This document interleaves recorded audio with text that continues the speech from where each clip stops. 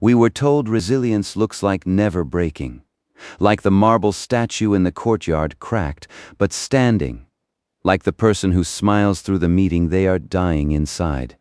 We admire the mask. We call it strength, but that is not resilience. That is performance. And performance has a cost that arrives quietly, then all at once.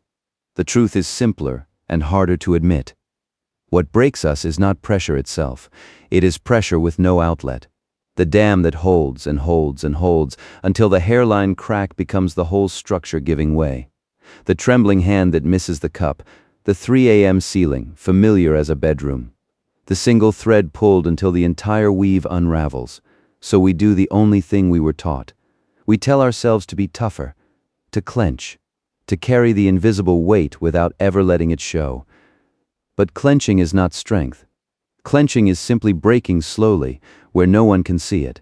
Here is the paradox at the center of this whole film. The unbreakable mind is not the one that refuses to crack. It is the one that learns to reorganize itself around the crack. In Japan, there is an old craft called kintsugi. When a ceramic bowl breaks, they do not hide the damage. They mend it with gold. The break does not disappear. It becomes the signal. The scar becomes the design. The vessel is not weaker for having broken. It is more itself. Real resilience works the same way. It is anti-fragile. A tree in a strong wind does not resist the gust. It bends, and because it bent, its roots dig deeper for having been tested. You do not avoid the storm. You practice in smaller storms on purpose, until the large one finds a different person than the one it expected. We have a name for this: stress inoculation. You do not wait for the fire to find you. You build a small, controlled fire inside a safe ring, and you stand in it until your hands stop shaking. Then the real fire is only a fire, not a verdict on who you are, and there is reappraisal, the quietest, most powerful tool of all. The same storm, viewed through a warm window, stops being a threat and becomes weather.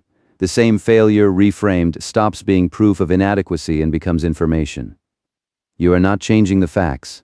You are changing the frame the facts arrive in. Then there is growth, not the cheerful kind on a poster.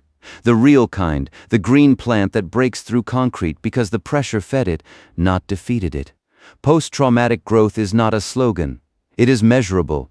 People who survive genuine catastrophe often report a year later that they are stronger, more connected, more purposeful than before the event. The break became the gold, but notice something the individualism story leaves out. No one becomes unbreakable alone. The heavy beam is shouldered by two. The relief valve is built by hands that once only held the dam. The scarred man in our story is no longer alone by the end. There is a second hand on his shoulder, and then a third. We heal in relation, or we do not heal cleanly at all. Time does not erase the crack, and it should not. Time teaches you to carry it like a lantern instead of a wound. The candle that guttered in the opening of this film is, by the end, a steady light in his hand.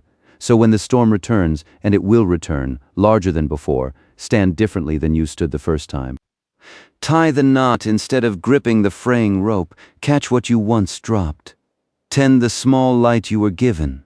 The mind so strong it scares people is not the mind that never broke.